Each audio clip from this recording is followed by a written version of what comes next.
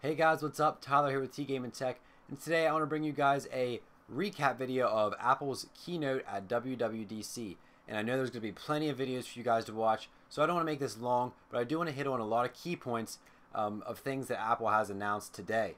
So the first thing Apple did was they announced upgraded versions of their previous generations of the MacBook Pro and their MacBook Air. And these are the generations that are out right now. They just upgraded them, put a new Ivy Bridge processor in them, some more RAM, some stuff like that. Not too big, no big design overhaul or anything like that. So if you're interested in the current generation, they did upgrade them so you can get them online. They will be on sale today and shipping today. Now what everybody was really interested in was the newly designed MacBook Pros. And they come with the Retina display.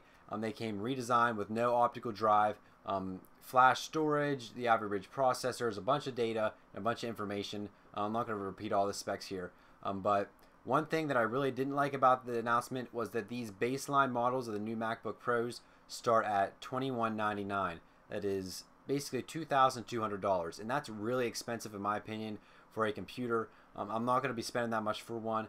I really wish it'd be a little bit lower, but I guess when you're paying for that huge Retina display screen and all the processors and all the other stuff's going into it, I guess it is a little bit expensive.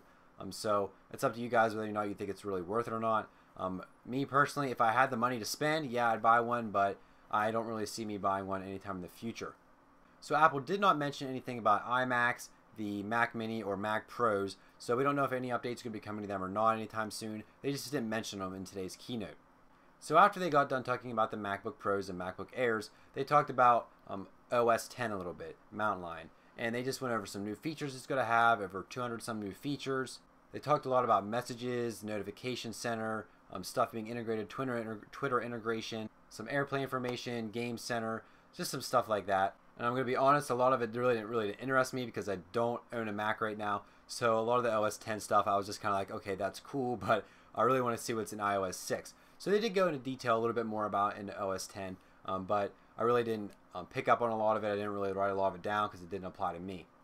But one thing I did really like is that when you're searching in Safari and you're on sites, if you're on your iPhone, you look up a site that automatically syncs those tabs to your Mac. And that also is a feature that's going to be present in iOS 6.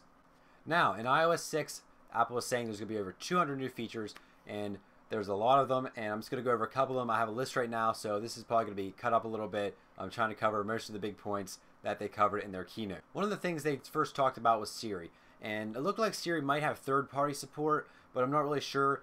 Basically, you could ask Siri questions about sports, about where sports are going to be held, stats about players, stuff like that. Then it went into something like asking Siri what movies are playing where. You could ask it information about different actors and actresses.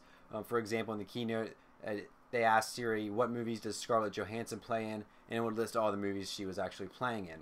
And now Siri can also launch apps. I know that's something that a lot of people have been wanting for a long time, but it's finally here, and Siri can now launch apps.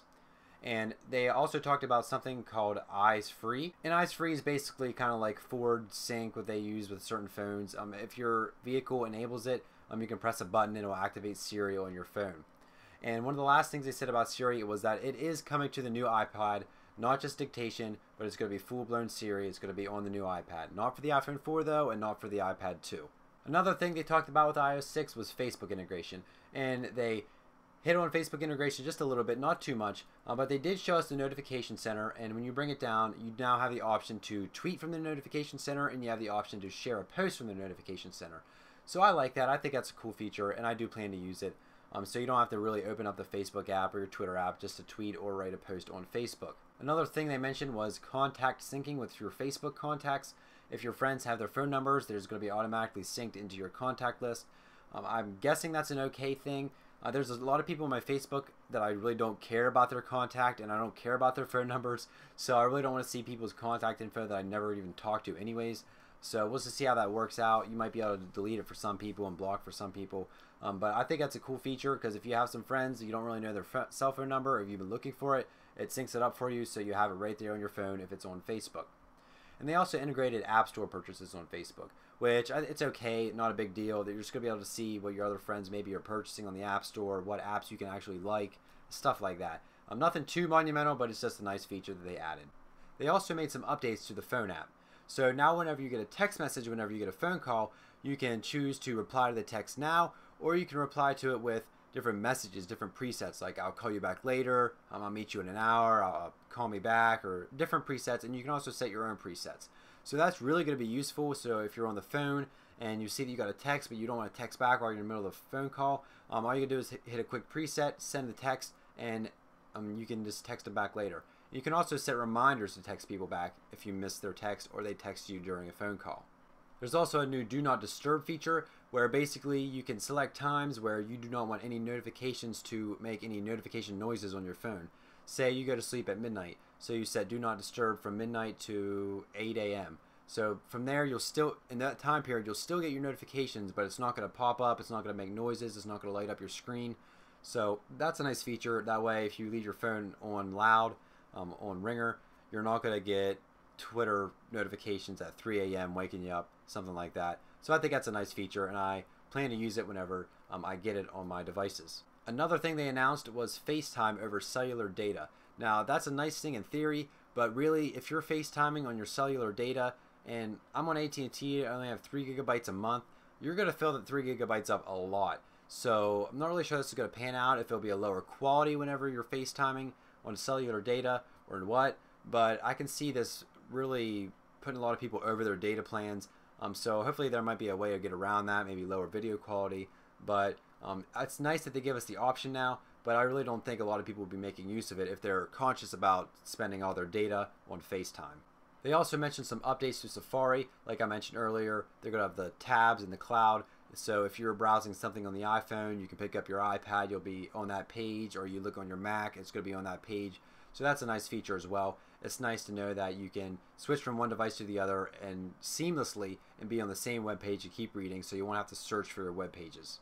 They also mentioned Photo Stream briefly, and they just talked a little bit about it, and they just mentioned shared Photo Stream, where you can share pictures with certain friends, I guess if they have Photo Stream. Not something I'm really going to be interested in. I don't plan on sharing my whole Photo Stream with all my friends. But they just give you the option. It's another option they give, and it's another feature that they presented.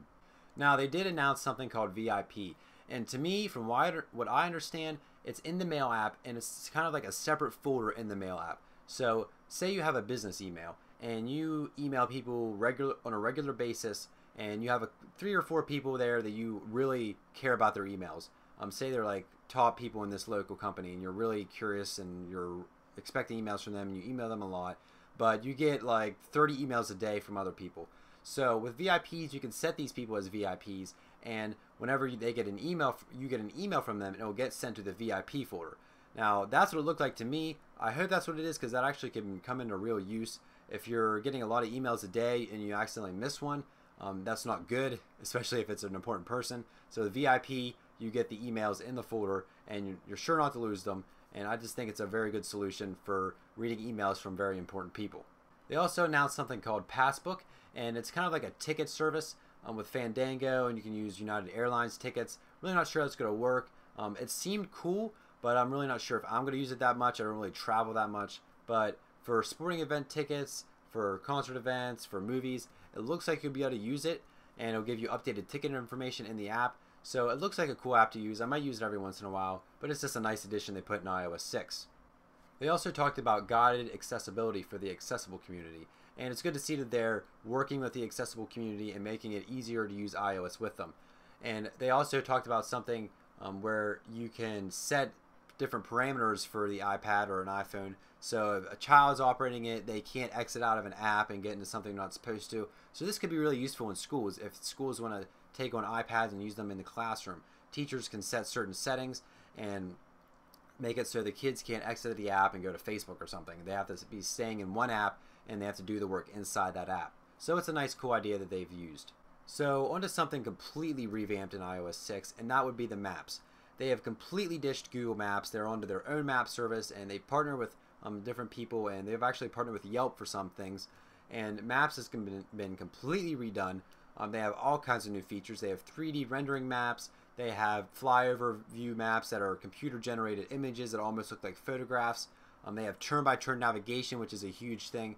So the Maps app has been given a huge revamp, and I think it's really nice. That's really all they really hit with iOS 6, They gave us that, that slide at the end where they had the big iOS 6 in the middle and different settings that was around it, the 200 different settings.